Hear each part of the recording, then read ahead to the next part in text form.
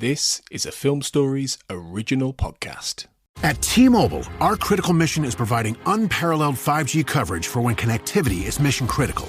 Introducing T-Priority, America's best 5G network experience for first responders, even in times of congestion. More capacity, faster speeds, better coverage.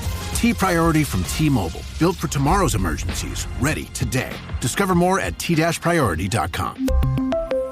For qualifying organizations on eligible rate plans, coverage not available in some areas and may be impacted by emergencies. Getting engaged can be stressful. Getting the right ring won't be at BlueNile.com. The jewelers at BlueNile.com have sparkle down to a science with beautiful lab-grown diamonds worthy of your most brilliant moments. Their lab-grown diamonds are independently graded and guaranteed identical to natural diamonds and ready to ship to your door. Get $50 off your purchase of $500 or more with code SPOTIFY at BlueNile.com. That's BlueNile.com, code SPOTIFY for $50 off.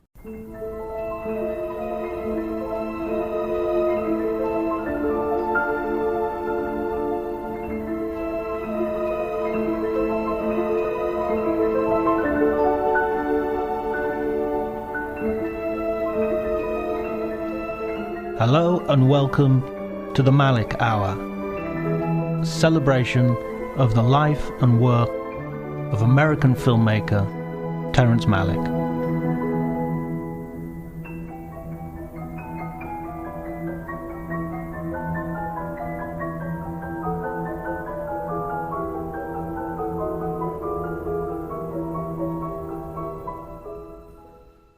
Hello everybody and welcome to a episode of Writers on Film, the Malick Hour. This is a sort of subdivision of Writers on Film, and we're going through each work by Terrence Malick, and we're coming towards the end. And I'm very pleased to be joined by Matt Zoller Seitz, who is going to talk with me about Terrence Malick's last feature film, A Hidden Life. Thanks for coming, Matt. Thank you for having me. Always a pleasure. Just before we start on Malick, let's talk a little bit about Wes Anderson, because you've just published a book on Asteroid City, which is not your first book on Wes Anderson, am I right? That's true. It's, how many are there now? 1, 2, 3, 4. I think this is the 6th one. The original one was the Wes Anderson collection, which covered the first 7 films. And then Grand Budapest Hotel came out, and we did a separate book on that. And then there's been books on Isle of Dogs, French Dispatch, now Asteroid City. And there's another one in the works now on the Phoenician Scheme. So it's going to continue to go as long as people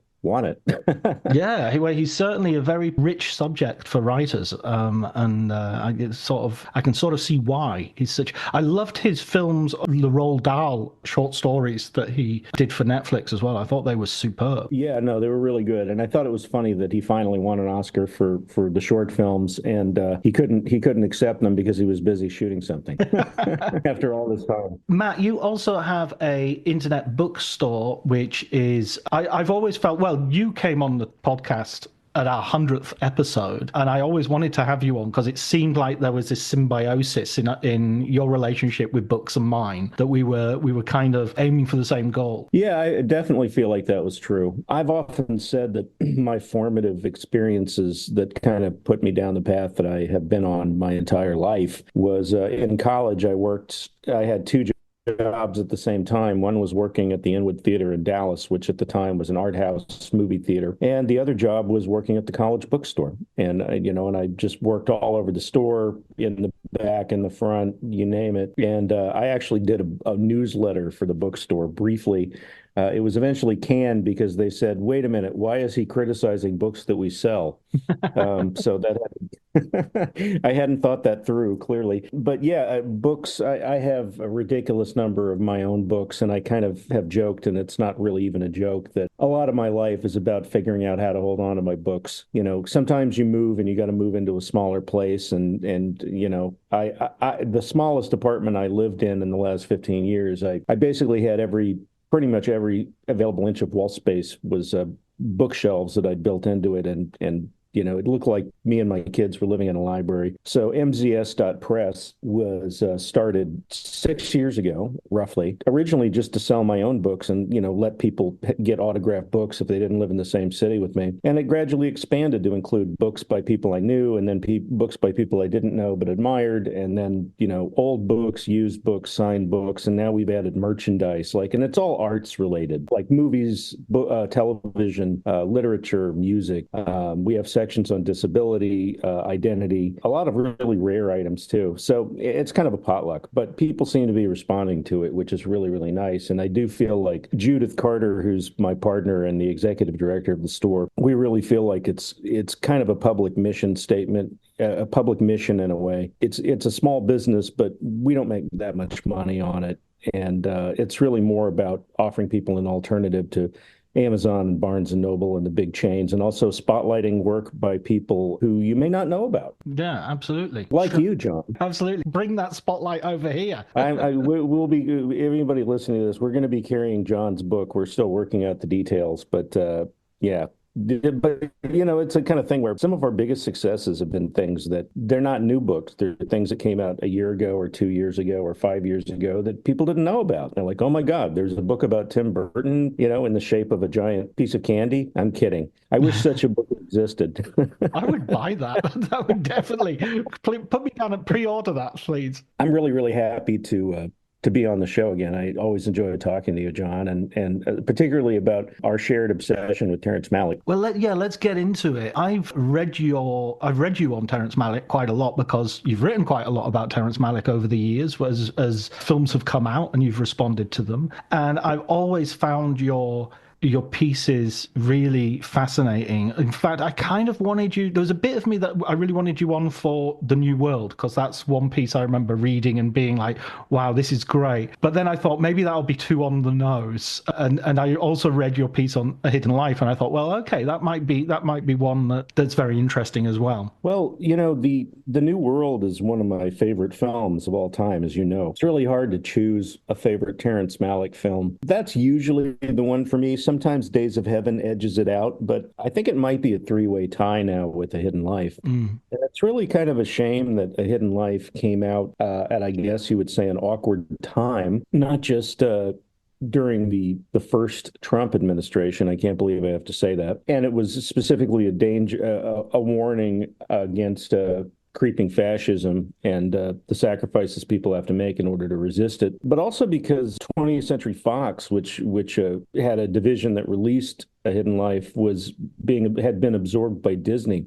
And to put it mildly, Terrence Malick is not really what you would call a Disney brand, and I think it really got buried. And you look back on what the major studios that released his previous films did with stuff like The New World and particularly The Thin Red Line, which did very, very well and got Oscar nominations, and also Tree of Life. It was just night and day. Like, I won't say it was buried exactly, but it was definitely kind of left on the stoop without notice. It was left by the side of the road as they drove off.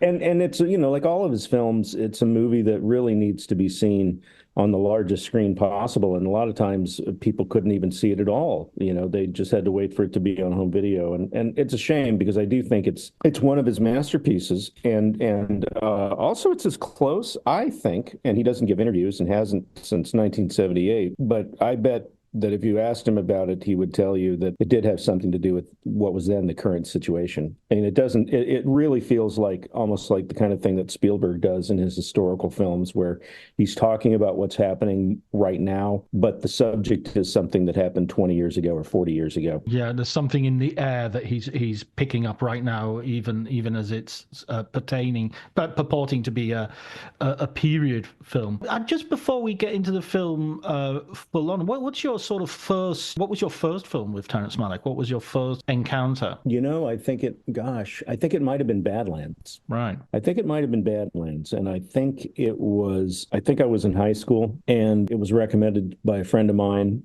who was a big film buff. And I'd never seen anything like it. And it was a huge, huge influence on me. Malick has been a huge influence on me in a lot of ways. And my parents were jazz musicians, and I grew up around jazz. And I think that probably has a lot to do with my affinity for people like Terrence Malick, but also Spike Lee, Martin Scorsese, John Cassavetes, Mike Leigh. These are all people who are using a non-standard approach to narrative. And that's not to say that there isn't a story or a plot, because there is, but that this spontaneous, semi-improvisational method of creating a story, creating characters, creating images, and then finding the structure kind of intuitively. That's not something that commercial cinema typically does, and it's definitely something that you're advised against doing if you're a film student. And it really speaks to me, and I feel like it captures at its best something very true about how life is actually lived, how the world is actually experienced. And A Hidden Life is just a beautiful, beautiful movie, and in some ways it feels to me like a companion to his early films, like Badlands and particularly Days of Heaven, in the way that it has a story, it has characters, it has themes, but it's also about how these enormous forces of history and culture are happening all around these characters who are relatively powerless in the greater scheme of things. And these momentous occurrences are interspersed with just their regular daily lives. Like you see Franz, the main character, who's the conscientious objector during World War II. You see him and his wife and kids just living in their little rural mountain community. They're baling hay, they're cutting fields, they're raising livestock, and even when something really big and dramatic has happened, it'll be followed by a scene like maybe 30 seconds, a minute, 2 minutes long, just showing normal life. And that's what actually happens. And that's something that movies don't usually show you. It's like there's always things are happening at the same time. Like it might be you see mom and dad in the kitchen and the kids playing in the living room, and on the TV they're saying the president has been shot, but it's not often that you see that alternation. And I think that's part of what makes this movie so special. Yeah, I think when this film was announced, Malick said, he was sort of suffering something of a critical backlash, I should say. Sorry, not creative, because creatively I think he was kind of peaking. He was doing lots of amazing work, even though, I mean, I like your idea of the jazz thing, and when I was talking to some people, there was definitely that was used as the idea that when he was traveling around and doing the latest movie, Way of the Wind, he would refer to it as his jazz group. He had his camera and his actors, and he was just going out and staying in hotels and doing that sort of thing. And I think that was true of quite a lot of those films like Night of Cups and Song to Song. But there was a public statement where he said, I've repented not having a script, not keeping keeping a little tighter hold on the story. What was the timeline on him saying that, and where did he say it? I missed that. He said it I think it was around about 2017 or 2018, so it was really prior to no, wait a second, the film was in post-production 2 years, so yeah, it would have been about 2017, because he was about to go and film this. And he said it in the context of, there was a showing of The Voyage of Time in one of the, it wasn't a cinema, it was like a science institute, it was MIT or something like that. And he did a sort of improv Q&A where he just turned up and said, okay, I think it was with Brian Greene, the astrophysicist. And he just referred to what he was working on next, and he said that he was going to go and go back to a script. Now, talking to the people involved in the film, Valerie Pachner and August Diehl and Jörg Widmer, various people, they were kind of saying, well, yeah, he had a script, but then he sort of tossed it after the first couple of days, and just went and he knew what he needed. He knew the thrust of the story and where he needed to go. But he didn't want to make scenes as such. He didn't want to, he wanted them to do stuff rather than have any, play out dialogue and all the rest of it. He just wanted them to do stuff and talk and chat and all the rest of it. And then he would try and capture that with Widmer as his sort of, who'd already worked with him from New World on. He'd been a camera operator for Chivo for all of the films prior to this one. Well, that's interesting. It reminds me of reading about the production methods of Robert Altman. Altman always had a script. And in many cases, the script ended up being nominated for an Oscar. But beholden to it. And the writers, most of the writers, I don't know about all of them, they seem to understand that that's what you were getting into, that what you were doing was providing a roadmap, which Robert Altman would then either, he'd either drive on the marked roads or he'd wander off into the underbrush for a while and see what else was down there. And Malick is, I think I said in one of the pieces I wrote about the New World that I feel like what he's doing is he's creating, it's almost like he's trying to create a documentary. Like there's something documentary-like about the way he captures life. And it's a little, it's more sort of lushly beautiful, but it's the imagery, but it's nimble. It's not studied at all. There are not a lot of virtuoso shots in the way that we typically think of them, where like you don't have like a 4 or 5 minute tracking shot with hundreds of people and objects and individuals moving in and out of the frame. And at the end of it, you go, wow, what a great piece of choreography. It's not really Malick's thing. What I think of when I think of a wow moment in a Terrence Malick film is something that was caught. It's something that feels instantaneous and unique and of the moment.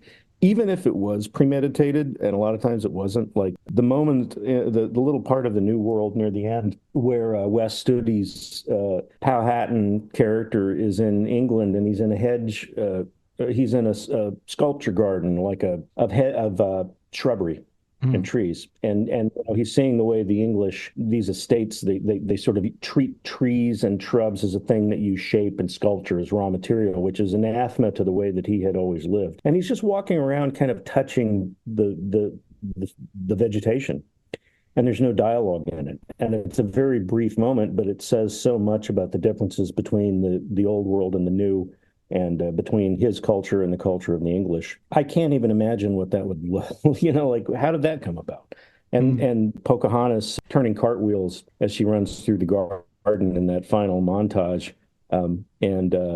So many moments like in Badlands, like going back to Badlands when Martin Sheen as Kit, he's down by the riverbank and he's had that wonderful kind of date, I guess you would say, and he says, I'm going to take a rock with me to remember this day by, and he picks up this kind of big rock and then he holds it in his hand for a second and he goes, well, maybe a smaller one, and like it's just great stuff. Originally he wants to smash their hands with it. Well, we'll smash our hands and that way we'll remember. And it's like, right. It's just ludicrous. Surely you'll remember anyway. It is. And it's funny too, because like there's an example, and there's so many throughout his work, of people trying to fix an important moment and sort of commemorate it or make it ceremonial as it's happening. Like people are constantly trying to narrativize their lives in Terrence Malick films or extract some sort of literary meaning from what they're going through or draw some lesson. And my colleague at New York Magazine, Bill Beery, wrote a wonderful piece for the Museum of the Moving Image website, and it's online somewhere, pretty easy to find, about the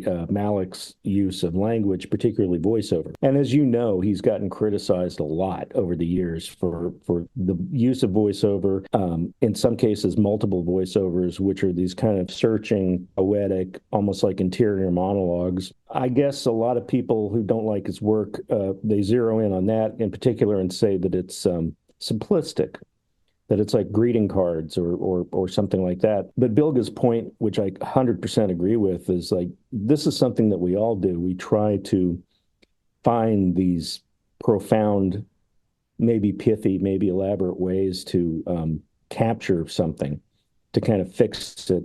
And reality can't be fixed that way. It's like, it ends up like one of those butterfly collections where it's just a bunch of dead bugs pinned behind glass, like the life is gone. I think he gets that. And he dramatizes it in a way that almost no other filmmaker does. Yeah, and I think there's a variety in it as well that is often unappreciated. Holly's voiceover is different to Linda's in Days of Heaven, is different to the chorus of Thin Red Line, is different. Even the versions of New World, the voiceover becomes increasingly complicated as he goes back into the edit, so you get John Smith doing sort of like a voiceover, which is very much him reading one of his books, out loud, Mm-hmm. and while he's doing it, underneath that, there's another voiceover going, "I didn't know what I was doing. Who am I even?" You know. So you've got this public pronouncement of intent, and underneath this sort of private insecurity of a man who's totally at a loss for where he is in the world. That's totally true. And I find, speaking of the multiple cuts in the New World, the 3-hour version, which I think was home video only, that one was fascinating. That's, I like all of the cuts to some degree. My favorite is probably the second theatrical cut, which I think is 235 minutes. But I like all of them. And the 3-hour cut, it's almost like he's experimenting with the idea of making it more structured, making it more literary, and it's almost like you're reading this epic novel, and it's broken into 3 sections, which more or less correspond to the points of view of the 3 main characters. Not exactly, but close enough. And even there, it resists that sort of neatness. You can feel the churning, contradictory emotions of the characters, and that army of supporting characters, and all of that incident just sort of straining at the sort of windsock that he's trying to pour everything into. When we talk about hidden life and the voiceover there, I mean, the thing that's interesting there, I think, is that he's using the letters between the husband and wife who are at the center of this, Franz and they've got sort of very phonetically similar names. It's Franz and Franziska, so Jagerstatter, and this was a book that was published and edited and was part of the sort of the attempt to somehow protect their reputations, because their reputation in the village was not that great. They weren't seen as being sort of this certainly Franz wasn't seen as being this sort of secular saint or anything like that. He was seen as being sort of an obstinate man who left his wife a widow and his children fatherless for a moral act which had no consequence. That was kind of his reputation until this book came out, and I think there was a documentary in the 60s as well, which sort of, revived interest in him. Well, revived interest in him. There was no interest in him until this happened. It's so interesting. The title of it is so interesting, A Hidden Life. There's so many ways you can read that. He's this is a life. It's a life that we would not know about normally, because it's not about a king or a president or a general or a tycoon. It's an ordinary person who is going through these cataclysmic historical events with his family. But also, I think the hidden life is the life of I think most people have this. Some people don't, but there's kind of, I believe there is an innate morality. I think there's something inside of everyone that knows on a really fundamental level what's right and what's wrong, that as we grow up and as we encounter other adults and institutional systems, that inner morality is either teased out and amplified, or it's suppressed, or methods are taught by which it can be suppressed so that people can make money without thinking about consequences, or enact their political will without considering the effect on other people. A lot of it comes down to just other people exist. We should care about other people. Yeah, basic kindness, basic. Yeah, and A Hidden Life. I just keep thinking about how prescient it was. It was really, not even prescient. I mean, it was, I really think, it had to have been like, it's not like Terrence Malick never reads a newspaper. He knows what's going on. It's his country. And the idea that he's making a film about an ordinary person, a person of, a man of no consequence, as the phrase goes, deciding to do something moral, make a moral statement, resist the Nazis, just resist them, just say no to them. Like, it's not like he's going in there and throwing Molotov cocktails through the windows of government offices or something. He's just saying no. They're like, say Heil Hitler, and he's like, no thanks. It's almost like he's driven. It's like, I can't. It's almost like it's... Yeah. I have such a moral, it's a core value which just will not allow me to do this and stay the same. I think one of the high points of the film for me, or one of the most expressive lines, is when his lawyer says, you sign this and you'll be free tomorrow. And he says, well, I'm free today. Yeah. I'm in prison, but I'm free, And I just that line, along with the George Eliot quote at the very end, are the two moments in the film which I sort of, there are several more, I guess, but they touch me to the point of, tears. Yeah. My the point about him, finally they're like, look, we're drafting you. We're drafting you. We don't care if you prove Hitler or not. We're drafting you, and you're going into the army. And he is a conscientious objector, but he's still part of the army. The only way to truly resist people like the Nazis or any fascists is to really stand up to them and risk physical injury, imprisonment, or death. And he's not there yet. And there's a scene where Franz is in a military jail and he's just constantly being abused and humiliated by these guards that want to break him. And a lawyer asked him, does it really matter if you're not carrying a rifle? Does it matter if you're not actively shooting at other people if you're part of the army? If you're filling up sandbags and you're shining shoes and you're helping the people who are shooting people? That's a good question. Certainly he is, by any account, by virtue of his choices, more moral than the people who just say yes to everything. But it is incremental. But, that's also kind of nitpicking that goes on in any situation where authoritarians are in control, where the people who have sold out, the people who have completely capitulated, never gave it a second thought, will always go and kind of nitpick somebody who's taking any kind of action that constitutes resistance and going, well, are you really resisting? Are you really opposing people? If you're, it's like that cartoon, like, we should reform the system somewhat. And that guy comes out of the well and says, but you are part of the system. I am very smart. Like there are people who will call other people out as hypocrites only if they're doing something that seems virtuous, even to a tiny degree, but it makes them feel better about having no ethics. I love that it captures that very well in terms of the village and the pressure that they have to submit to, and also the fact that there are people. It's really well done how the village is complicated. The village is a microcosm, so there are other farm workers who are saying, who they huddle and say, so what's going on then? What are you going to do?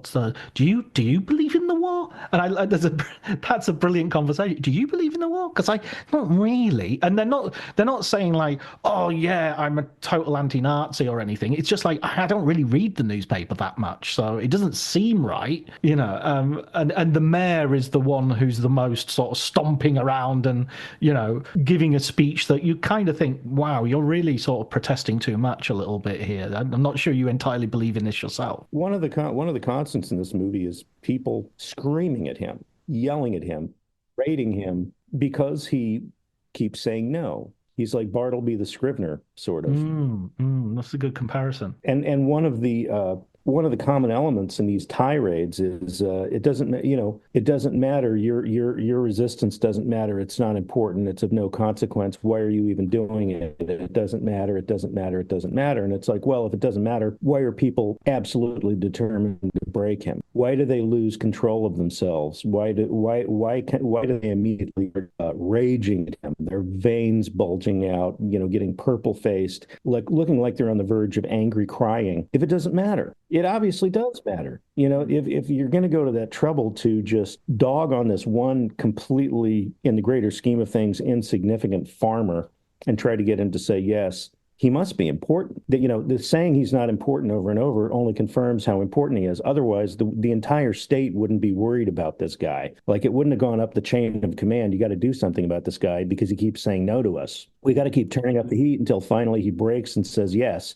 If it's not important, what do they care about? Why are they screaming at him? There's this sort of bucolic existence that is there in the farm, and there's, it's certainly true that it's a major theme in Malick. It can sometimes be reductive in the way it's expressed, but that relationship to the natural world, this is, I love the way Malick in Badlands and Thin Red Line and Days of Heaven especially, yes, they have a relationship with the natural world, but it's also they can also be kind of indifferent to it, or they can be kind of working in it, rather than, there's one bit very early on in the film where Franz sort of walks out into a field and kind of is just looking at the trees. And it's kind of interesting because it's like where it's almost like rare that you have a character really in Days of Heaven, Richard Gere doesn't sort of notice how great the colors of the twilight are. He's just going to work every day. Yeah, that's a great point. I don't really know a whole lot about Malick's political views. I know he became kind of more of a granola crunching Christian towards the later part of his life, but there does seem something almost kind of Marxist about the way he photographs labor and lives of laborers. I think of that sequence in Days of Heaven. I think there's more than one sequence actually showing the almost entirely immigrant workforce on the farm picking the crops ahead of the threshing machine, and they're like right in front of the blades. They're throwing things into the blades. They could lose a finger, they could lose a hand, they could trip and get run over. And everyone just kind of knows that that's a risk. And it seems like no one protests it. There's no discussion of, hey, this is dangerous, this is inhuman. It's just the job they have to do. They don't have a choice. It's that or they don't eat. Absolutely. And I think this connects to something which I do think the politics of Malick's films have been very under spoken about, if that's a correct phrase.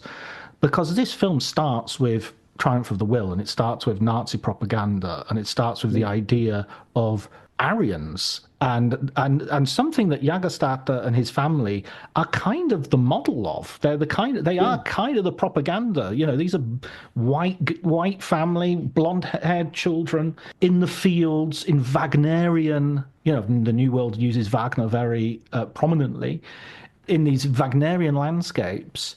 And it's kind of it's inviting comparison with Hitler propaganda. It's saying, okay, what did these people think, and this specific person, what did he think? Yeah, and it's true. That's a good point about the family is just. It almost looks like those hideous AI illustrations that your reactionary boomer uncle posts on Facebook of like the blonde, the sort of eerily robotic-looking blonde family around the table with the big turkey or the ham, and it's almost like offensive. I wonder if it's like offensive on some level to the Nazis that this guy who looks like he could be on a recruiting poster won't be a Nazi. I mean, if anybody's like a sort of like made on the drawing table version of the perfect Nazi, it's this dude, but he won't even salute. Yeah, he's tall, he's got, he's wiry, he looks like he's got a good reach. When you see him bayoneting, the straw in his initial sort of round in the militia, it's like there's a really funny shot there where it looks like he's really they're all doing their war cries, and he's kind of smirking. He can't quite take it seriously. And like you were saying earlier about. Yeah, there's sort of like it's almost that improvised thing. It's captured that moment. It's not lingered on at all. There's so many great moments where, we talked about this earlier, but this idea of history, the great momentous tide of history being integrated into this sort of ordinary daily life, but also ordinary daily behavior. Like you see the little idiosyncrasies of people's character, like the thing you just mentioned, but also the Franz Rogowski's character, who's this guy who is just apparently just naturally a pacifist. And they've got these dummies that are used for bayonet practice, and he arranges them so that they look like they're Terrence Malick lovers necking in a field. That's how not suited to the military life this guy is. And also moments that are like the black comedy of Terrence Malick is also something that I don't think is appreciated. I don't know where people get this thing that he's humorless or pretentious. He's funny. He's very dry though. And I think it's probably easy to miss how funny his movies are, but like they're funny in a way that's kind of breathtakingly weird. Like that moment where, oh God, what is it? It's like they're in a coffee shop or something, and he's on his way out, and there's an umbrella that's crooked, and he straightens it, and then they put him in the car, and you see a shot through the back windshield, and you see the Nazi officer who was who's on the sidewalk. Like as the car drives away, I suppose when he thinks that they can't see him anymore, he does this bizarre little dance on the sidewalk. It's sort of like a Alpen slappy thigh dance. Yeah, it's really bizarre. It's really bizarre, but it's the kind of thing that like people do. And I remember my mother had a boss who when my brother and I would come to work with her and we'd sit in the waiting room, it was in between his office and the bathroom. So he would have to pass through the waiting room. And every time he passed by us, he'd look at us and give a big grin and make this Daffy Duck noise, like every single time. And even as a kid, I thought, how weird. Why does he do that? Why does he feel compelled to do that? He didn't even say hello, how you boys doing? It was always that's like something Terrence Malick would put in one of his movies. Absolutely, yeah. Lantern Mills has a chicken dance apparently that Terrence Malick himself does, because he's acting in that movie. And I often think that him doing that chicken dance is the reason that we will never see Lantern Mills, because it's just like that would be the end of his reputation as this serious, thoughtful philosopher. There's a moment towards the end where, I guess they're lined up in front of a firing squad, and the guy comes out. This guy comes out with a clipboard with a piece of paper for everybody to write down their final words. Yeah. And the guy next to Franz says, he looks at him like with this stricken, sad expression. It says, "What do I write?" It's almost like borderline Mel Brooks. Yeah. That's such a moment of, what is big enough or small enough for this to fit, in this moment. It's sort of both trivial and it's everything and nothing in its meaning. Yes. That is so, it's such a blackly absurd that whole sequence, I think, is has this combination of so many different emotions. Just to go back a little bit, I also like the fact that the postman going by, I mean, that's another of those sort of darkly humorous things, that the postman ringing his bell and going by becomes the sort of leitmotif of tension, Yes. Every single time he goes by, it's like, oh, he's not today, I've not been called on today, but at some point it's gonna happen, we're living on borrowed time. Yes, that's so true. That's so true. It's a really powerful movie. Really powerful movie without pushing too hard to be powerful, if that makes any sense. I mean, I really feel like watching his movies, his historical films, that I feel like they've opened a window into the past and letting me look into it. And I know that there's no way you could really judge, like, is this accurate? Unless you were alive during that time, and pretty much everybody from that time is gone now. But it feels different. Like, I feel like it's a different way of existing in the world. It's very moving. It's very moving to be able to look at people who are not like you and see the ways in which they are like you. Yeah, absolutely. I mean, you referred earlier to sort of his movement towards Christianity, or his I don't know if he ever was particularly away from Christianity, but certainly Knight of Cups seems to suggest that there was a period where he lost his faith and then it came back. And even Tree of Life, it was, brother, you led me to his door. It was this sense of a search for faith. The relationship between this film and Christianity is obviously very tight. Franz Jägerstätter is a Catholic, and he's been, this film was shown in the Vatican, a screening at which Malick was present. But it doesn't, to me, have a orthodoxy that is in any way sort of off-putting, or I don't feel like I'm watching Catholic propaganda here. I don't feel like this is a figure that even, and the reason for that is he works as a sacristan in the local church. He's cleaning up, and there's a dialogue between him and the sort of church painter who's sort of painting the murals on the inside of the church. And this guy gives this wonderful speech about how, which is particularly interesting in the light of we're waiting for Way of the Wind at the moment that we're recording this, of how he's expected to portray Jesus. People want me to paint Jesus in a certain way. Well, I wouldn't be surprised if it ended up being more like, along the lines of that Doobie Brothers song, Jesus is just all right with me.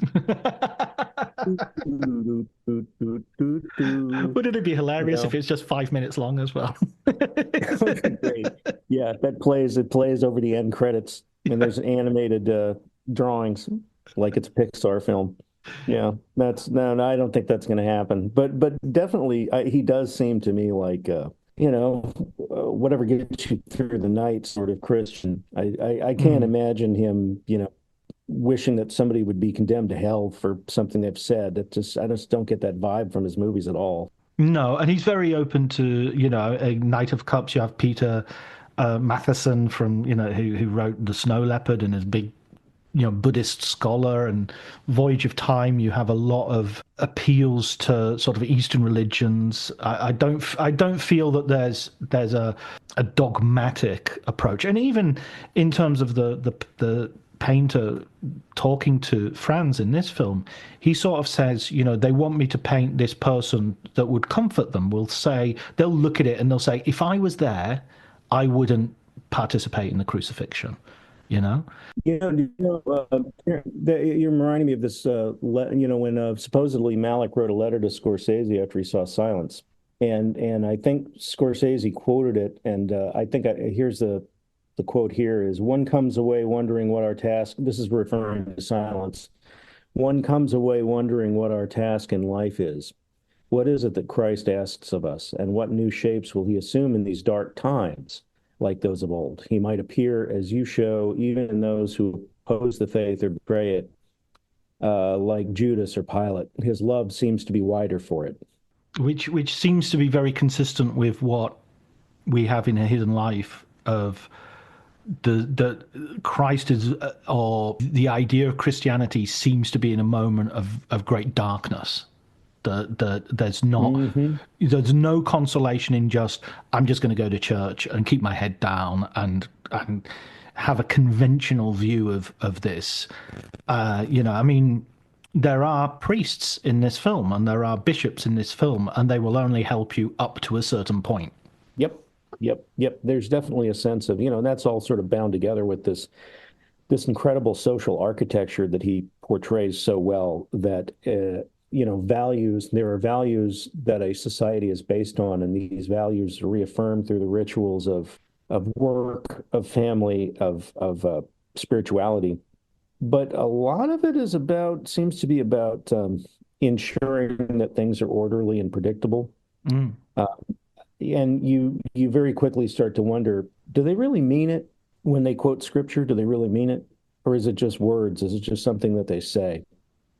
And, it's really masterful the way this film shows lots and lots of characters coming at him, not as a screaming, belligerent, damn you, salute the Fuhrer sort of people, but as people who come to him as friends. To paraphrase Goodfellas, they come to you as friends. Yeah. And like, are you sure you really want to be doing this? Are you sure? Is it really helping your family? Aren't you putting a burden on your family? Is it really good for society? Are you really protesting if you're part of the army?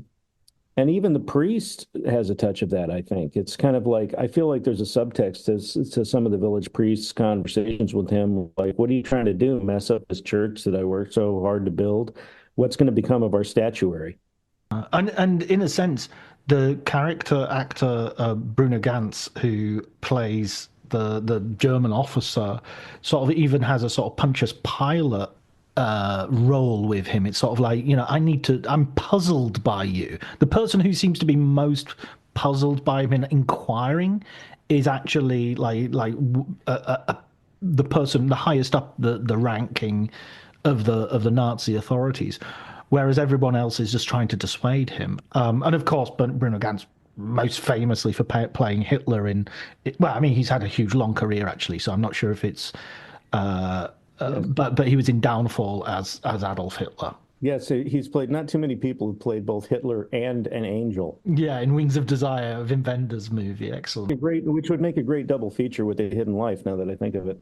Also, not Van Helsing character, the Jonathan Harker character in Werner Herzog's Nosferatu as well. Right. Yeah, that moment where Bruno Ganz's character, he questions Franz, and then after he's gone, he sits in the chair that he had been sitting in. Again, probably, I would imagine that's one of those moments that was found during rehearsals or just while they were shooting. I think about that moment a lot, And it is, you're right to compare it to that pivotal moment in the New Testament, because it does seem like this guy might have the intellectual capacity and the empathy necessary to understand the predicament of a guy like Franz, but that's never going to happen because he's a Nazi. And that expression on Bruno Ganz's face, I feel, is communicating the conflicted, maybe not consciously conflicted, but like those tremors of disquiet that he must feel. Like, why would a guy like that in that chair if there wasn't some kind of deeply, deeply, deeply buried guilt? It reminds me, I mean, it's a very, very different tone, but there's a comedy, a British comedy series called The Mitchell and Webb Experience. It's a sketch show, and they're dressed as Nazis, and one of them turns to the other and says, "Wait a minute, are we the baddies?" And it's kind of saying, have you noticed what we've got on our badges? It's like a death's head. I mean, that's not good, is it? I mean, that's not Right, exactly. That's not like they're not even hiding it. It's on the badge. It's right there. It's right there. Yeah, exactly. Skulls I don't and know what made me crossbones. think of it, but I don't know why. I don't know why. This is probably unrelated, but for some bizarre reason, I thought of the sketch from the old Saturday Night Live. It was The Last Days of Socrates, and Steve Martin plays Socrates, and he's pontificating on, Socratic things as he's awaiting his sentence, and somebody comes in and goes, "Socrates, your hemlock," and he goes, "Thanks," and downs it, and then continues talking. And then one of his followers interrupts him and says, "I'm sorry, Socrates, I just have to say, why did you drink that?" And he goes, "What do you mean?" And he says, "The hemlock is poison." And his face falls, and he goes into this tirade, and he goes, "All these years you've been following me around, listening to me talk, and asking me questions. Socrates, what is truth? Socrates, what is beauty? But not once did any of you people ever say to me, Socrates, hemlock is poison." Oh, fantastic. Well, I mean, yeah, it kind of has that relevance in that, it's the obvious.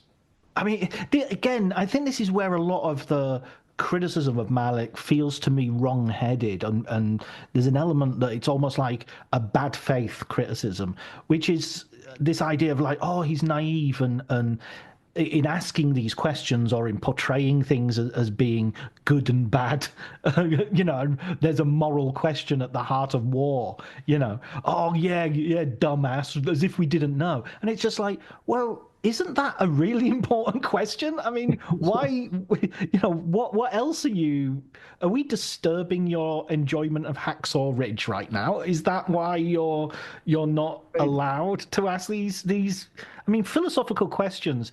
Let's just take away the word philosophical and just call them questions. Isn't it important to question stuff? Yes, yes, yes. That could have been the tagline on the poster.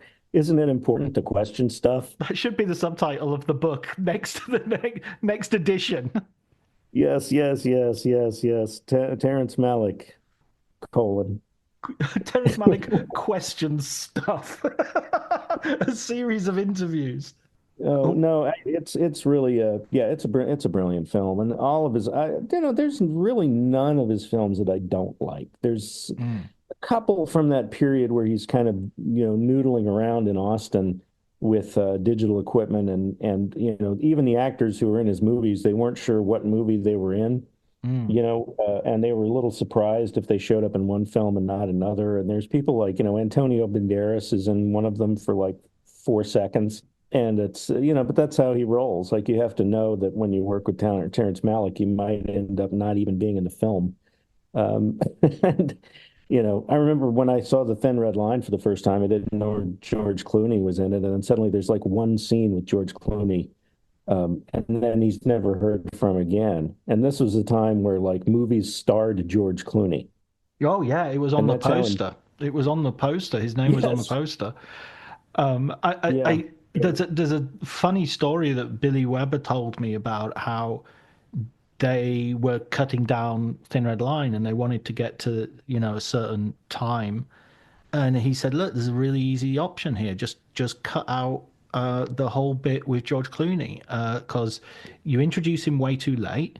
He's we've already covered authority and all the rest of it, and you go from Jim Caviezel's grave, cut that, and then you cut it to Sean Penn walking past the cemetery, and you've got one grave going to a bunch of graves, and it's a thematic link, and that's it. End of movie. He goes into the boat, and they're back off to the next theatre of war.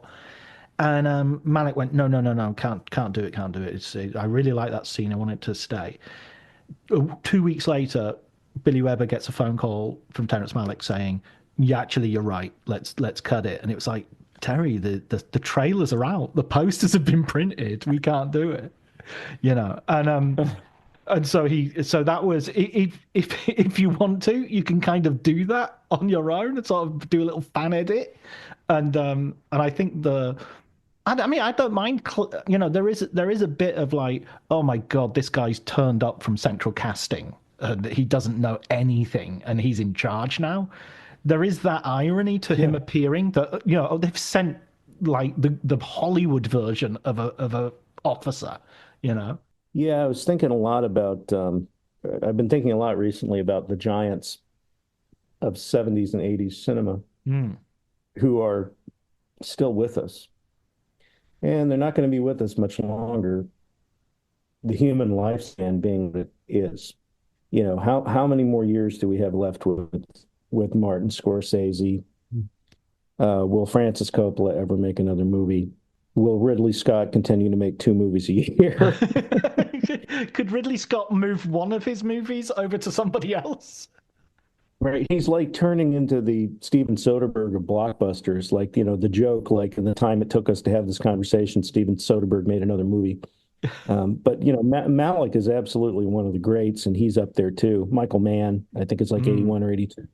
When these people go, there's no one to replace them. The ecosystem that created them doesn't exist anymore. They're able to continue working on a grand scale because there's this accumulated reputation as a result of them having been around for decades and being significant in some way for decades.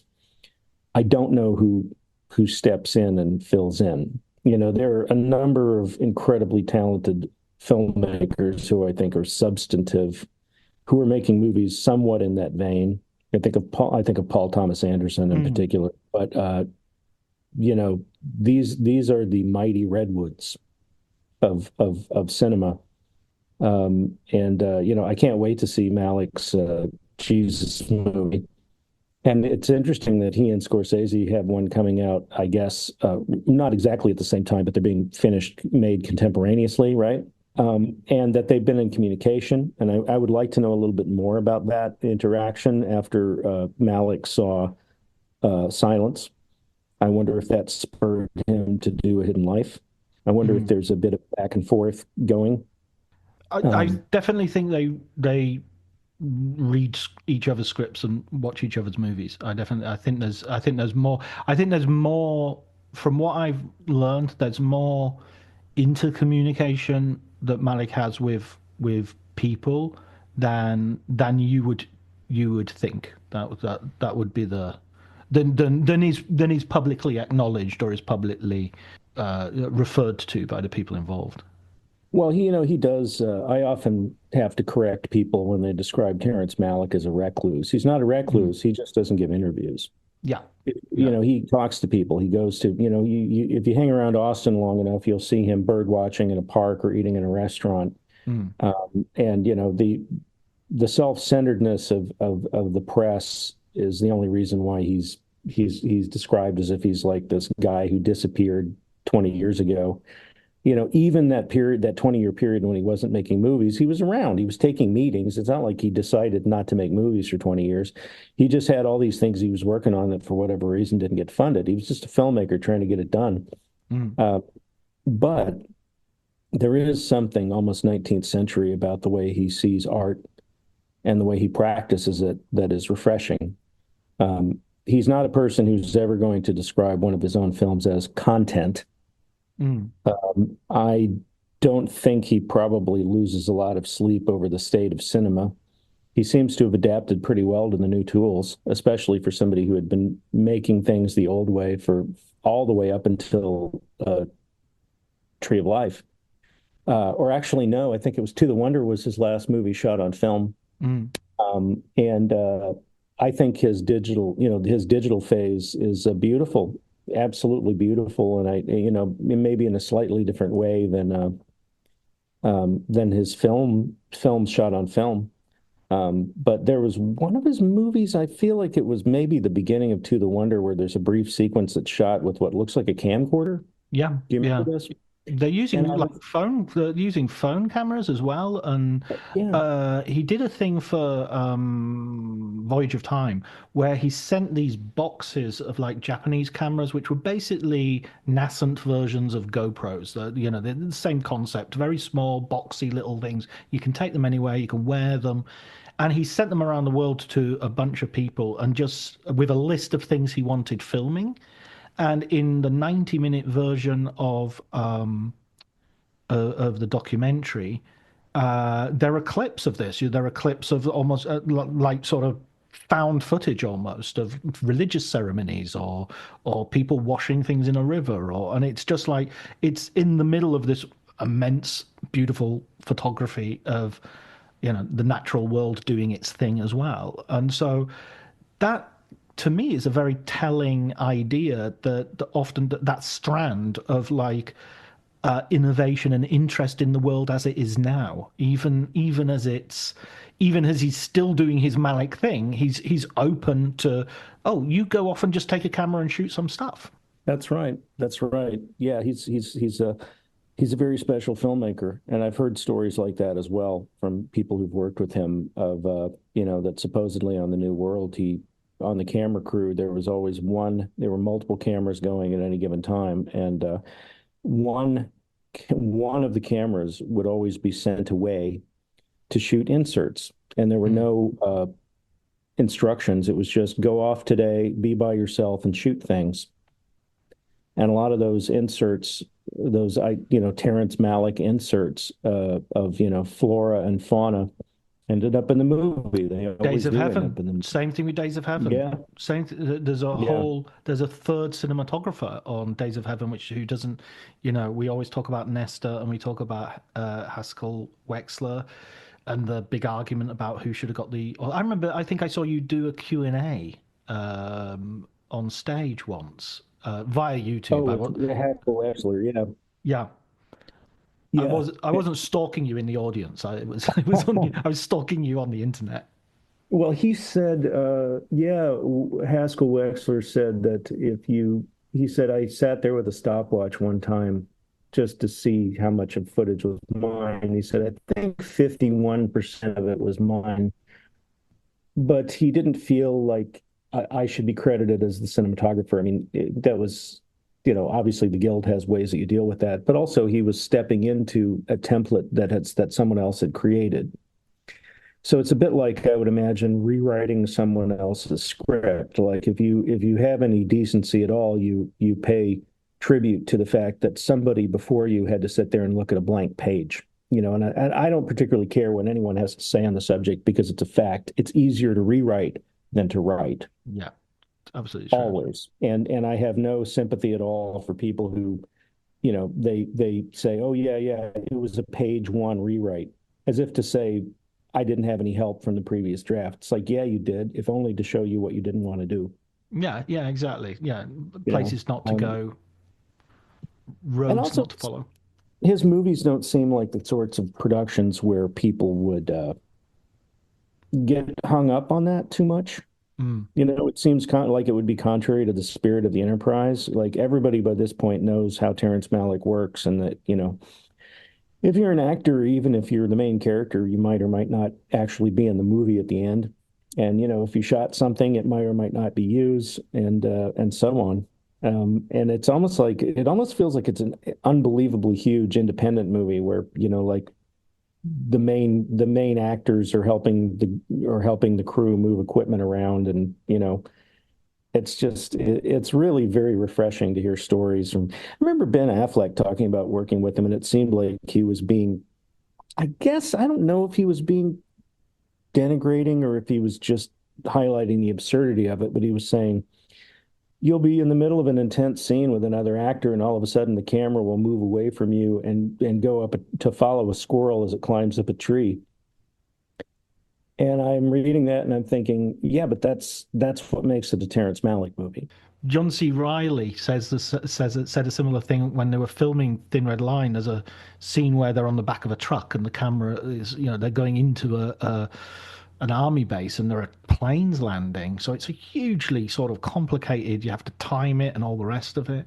And they were going in and Terrence Malick grabbed the shoulders of the cinematographer and goes, red-tailed hawk, and they sort of switched the camera away from all this production value that had been, the planes were going to have to circle round and come back again and all the rest of it because he wanted to get this hawk. And he was like, yeah, well, we can do that again, but that red-tailed hawk isn't going to be here. So I've got to get that now. That's the bit I've got to get now. And that's like, yeah, I guess if that's where your values are, you do you. Well, it's just my own personal opinion, but I think that if more filmmakers had that sensibility of, I don't care how much this choreographed military set piece cost, we're never going to see that red-tailed hawk again. Cinema as a whole would be far more lively. And would be far more varied. We would see individual visions rather than corporate previs. I've seen it 1,000 times before. I remember Brian De Palma talking about pre-visualization, saying it's the triumph of cliche because everybody just shows what they've done 100 times on 100 different movies. So how are you feeling about the approach of Way of the Wind? I mean, my gut feeling is that it's going to come out sometime this year. Could be Cannes, could be Venice. I don't know. I mean, I would never prognosticate about Terrence Malick. I mean, you just know. And I hope we see it. Hope we see it soon. I hope, and I hope there's several more movies after that. And I'm very, very interested to see it, as I always am. Terrence Malick making a movie about Jesus is really like, why didn't he do this sooner, given what we know about him? I don't think it's a coincidence, and he and Scorsese are both in their 80s and are making movies about Jesus, and they're Christians.